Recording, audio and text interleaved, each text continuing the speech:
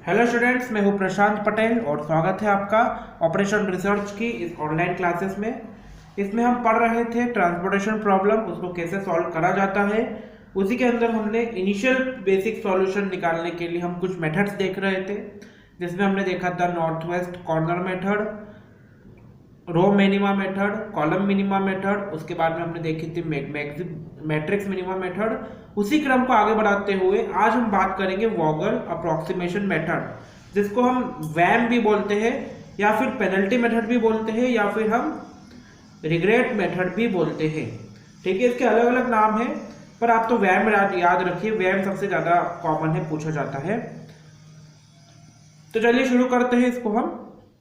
देखो, ये जो वॉगल अप्रोक्सीमेशन मेथड है सबसे ज्यादा इंपॉर्टेंट है। अगर आपसे कभी भी ट्रांसपोर्टेशन प्रॉब्लम का कोई भी क्वेश्चन पूछा जाता है, उसके अंदर ये स्पेसिफाई नहीं करा जाता है कि आपको किस मेथड से उसको सॉल्व करना है, तो इसका मतलब कंफर्म है कि आपको उसको वॉगल अप्रोक्सीमेशन मेथड से ही सॉल्व करना है। आप कोई भी मेथड का यूज नहीं कर सकते हो, आपको सिर्फ और सिर्फ वॉगल अप्रोक्सीमेशन मेथड का यूज करना है। ठीक है, ये अंडरस्टूड है। तो चलिए शुरू करते हैं। तो क्वेश्चन हमारे पास है, determine an initial basic feasible solution by using VAM Vogel approximation method. ठीक है, हमको एक मैट्रिक्स दी है, इसको ये ट्रांसपोर्टेशन प्रॉब्लम की, इसको हमको सॉल्व करना है। ठीक है, तो चलो पहली स्टेप वन क्या होती है, सब में कॉमन है। स्टेप वन, बैलेंस करना प्रॉब्लम को, बैलेंसिंग द प्रॉब्लम।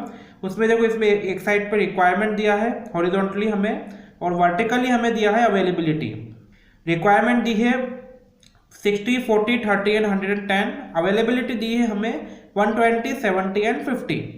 ठीक है, तो हमें क्या करना है, सबसे पहले रिक्वायरमेंट का टोटल, इन चारों का टोटल इक्वल आना चाहिए अवेलेबिलिटी, मतलब कि इन तीनों के टोटल के। अगर ये इक्वल है, इसका मतलब कि हमारी प्रॉब्लम बैलेंस्ड है। अगर मान लो ये इक्वल नहीं आता है, इसका मतलब ये है कि हमारी प्रॉब्लम बैलेंस नहीं है।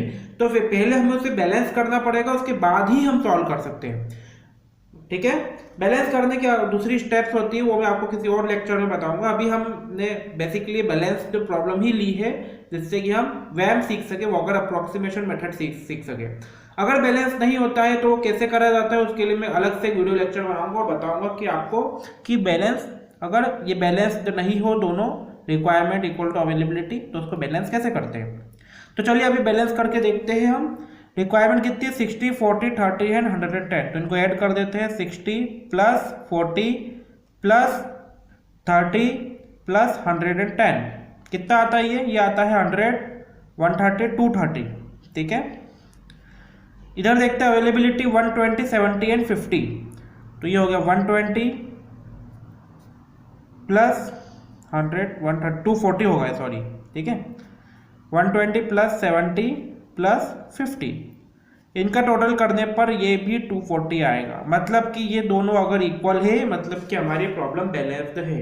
अगर प्रॉब्लम बैलेंस होगी तो हम स्टेप 2 पर मूव कर सकते हैं। ठीक है, स्टेप 2 क्या है, हमारी इनिशियल फिजिबल सॉल्यूशन निकालना।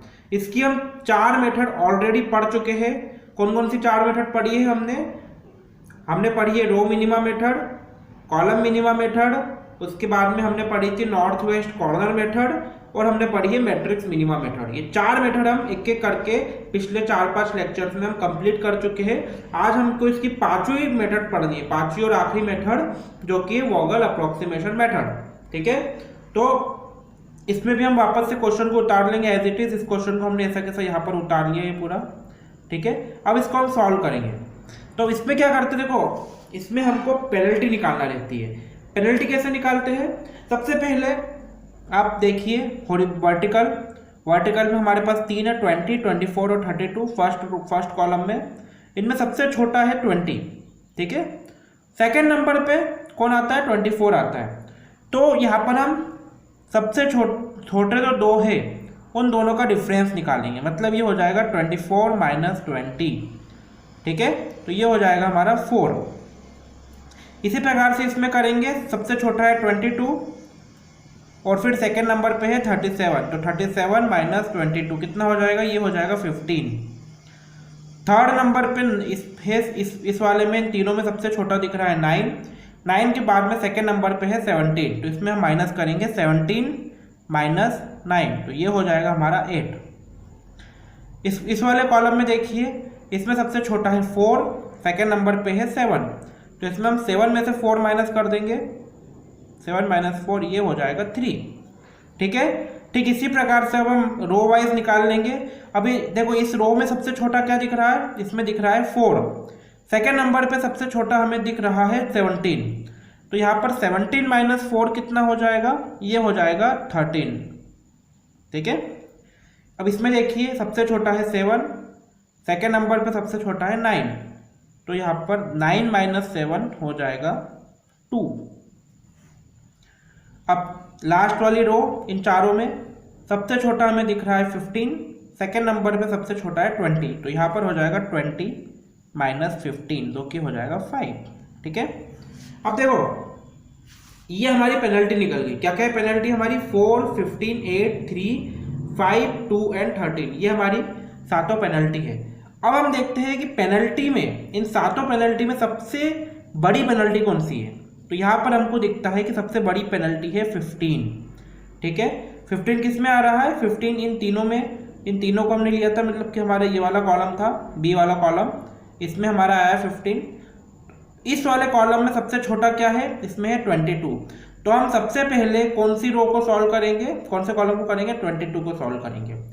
22 में इधर रिक्वायरमेंट है 40 की, अवेलेबिलिटी है 120। ठीक है, इधर 22 की सीध में इधर क्या आ रहा है, 120 आ रहा है, और इधर से सीध में क्या आ रहा है, 40 आ रहा है। ठीक है, छोटा क्या है, 40 है, तो 22 को हम अलोकेट कर देंगे 40, यहाँ पर बचेगा 40 की जगह 0, और यहाँ पर 120 में से 40 गए तो यहाँ बचेगा 80। ठीक है, अब देखो ये 0 हो गया, मतलब कि इसके ऊपर के बाकी दोनों कट जाएंगे, कट गए, तो ये हमारी पहली सेल अलोकेट हो गई। अब हम बाकियों को हम अगले वाली मैट्रिक्स में लिख लेंगे। आप चाहे तो इसको एक ही मैट्रिक्स में कर सकते हैं, ठीक है, मैं सिर्फ आपको समझाने के लिए अगली मैट्रिक्स में लिख रहा हूँ। तो देखो पहले वाला में कुछ नहीं कटा, तो इसको ऐसा कैसा लिख लेंगे, 20, 24, 32,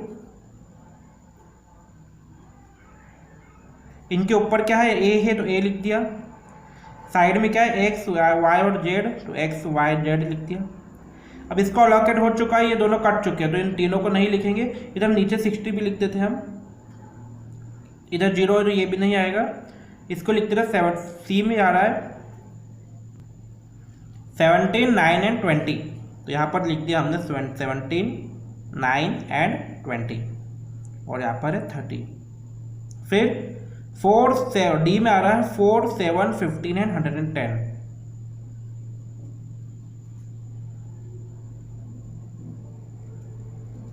ठीक है, अब इधर देखो 120 की जगह 80 लिखेंगे, यहाँ पर 70 एंड 50।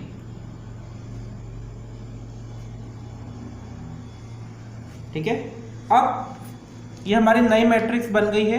अब इसमें वापस से हम पेनल्टी देखेंगे। पेनल्टी कैसे देखते हैं वापस से बताऊंगा आपको मैं। सबसे छोटा देखो, सबसे पहले हम इस कॉलम को देखते हैं। इस कॉलम में सबसे छोटा 20 है, सेकेंड नंबर पे 24 है, तो 24 माइनस 20 कितना होता है, 4। मैं डायरेक्ट लिख रहा हूँ। इसमें देखें,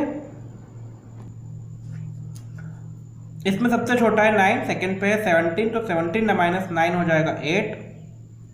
इसमें सबसे छोटा है इन तीनों में 4, सेकेंड नंबर पे 7, तो 7 माइनस 4 हो जाएगा 3। अब हम ऐसी रो में भी पेनल्टी निकाल लेंगे हम। देखो इस रो में सबसे छोटा है 4, सेकेंड नंबर पे 17, तो 17 माइनस 4 हो जाएंगे 13।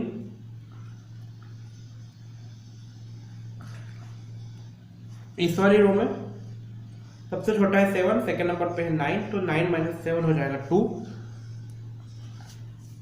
इस वाली रो में सबसे छोटा है 15, सेकेंड नंबर पे 20, तो 20 माइनस 15 हो जाएगा 5। अब देखो हमारे पास में 6 पेनल्टी आ गई है, 4, 8, 3, 13, 2 एंड 5। इन 6 पेनल्टी में सबसे बड़ी पेनल्टी कौन सी दिख रही है, हमें दिख रही है 13 आता है इस रो में। इस रो में सबसे छोटा है 4, तो हम इस 4 हमारी सेकेंड सेल हो जाएगी। इस सेल में अलोकेट करेंगे। 4 के इस साइड में सीध में 80 आ रहा है और नीचे की साइड में आ रहा है 210। छोटा क्या है, 80 है, तो हम 80 इसमें अलोकेट कर देंगे पूरे।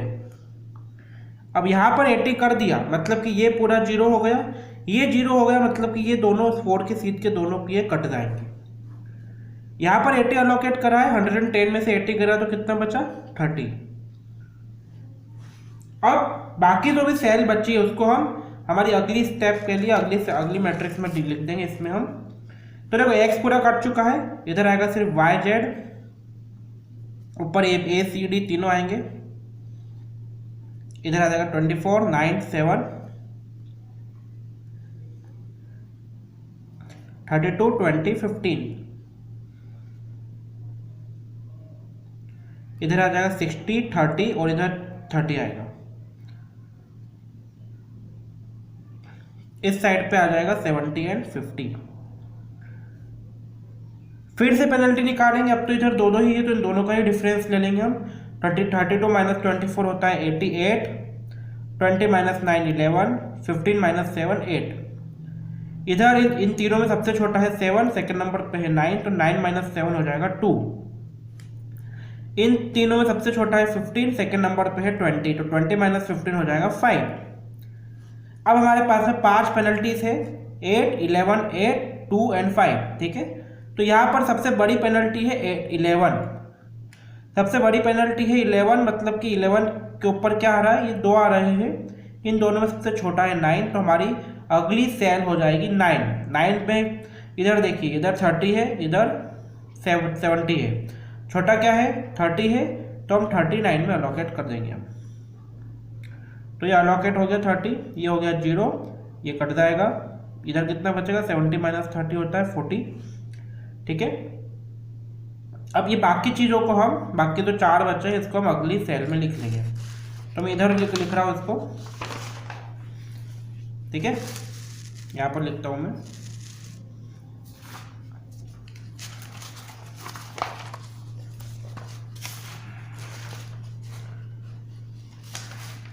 इधर देख,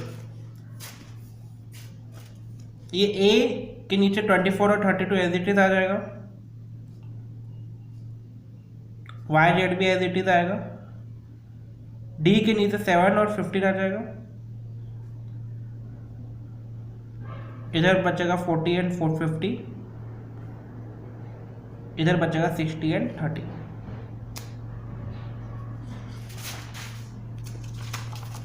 अब देखिए आगे बढ़ते हैं। अब इन दोनों का डिफरेंस क्या आ रहा है 17 आ रहा है, इन दोनों का डिफरेंस आ रहा है 17, इन दोनों का डिफरेंस आ रहा है 8 और इन दोनों का डिफरेंस आ रहा है 8। सबसे बड़ा क्या है इन चारों में, 2 70 है, मतलब कि यहाँ पर टाई हो गया है। अब ये कैसे पता लगा कौन सा 70 लेंगे, तो देखो इन दोनों में सबसे छोटा क्या है 7 है, जबकि इन दोनों में सबसे छोटा 15 है, तो सबसे छोटा क्या दिख रहा है 7 दिख रहा है, तो हम 7 को ले लेंगे, ठीक है। अब देखो 7 में इधर से 30 जा रहा है, इधर से 40 जा रहा है, छोटा 30 है तो हम 30 को अलोकेट कर देंगे। 30 अलोकेट हो गया, ये हो गया 0, तो ये कट जाएगा, इधर 40 की जगह बचेगा 10। तो बाकी ये दोनों को हम अगले इसमें उतार लेंगे, 24 32, इधर बचेगा 10, इधर बचेगा 50 और इधर बचेगा 60, ऊपर बचा a, ये बचा y और z। अब तो सिंपल है, हम 24 को हम चाहे तो डायरेक्ट 10 अलोकेट कर सकते हैं, 32 को हम 50 अलोकेट कर सकते हैं, लेकिन सबसे पहले हम छोटे को अलोकेट करते हैं, तो 24 को हम 10 अलोकेट कर देते हैं, तो यहाँ पर बचता है 50, ये हो जाता है 0। फिर से यहाँ पर आएगा a, ये तो जा चुका है, तो यहाँ पर z आएगा, ये बचेगा 32 और 50 में अलोकेट कर देंगे 32 को, सॉरी 50 आएगा यहाँ पर,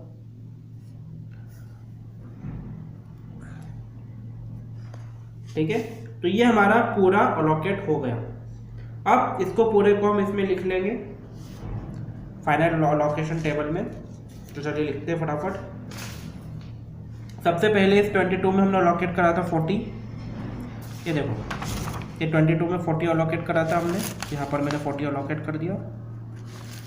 फिर जो है मैंने सेकेंड में 4 में करा था 80 अलोकेट, तो ये 4 में 80 कर दिया। फिर मैंने करा था इस 9 में करा था 30 अलोकेट, तो यहाँ पर 30 कर दिया। फिर हुआ था 7 में 30, तो इस 7 में कर दिया 30। फिर हुआ था 24 में 10, तो ये हो गया 24 में 10।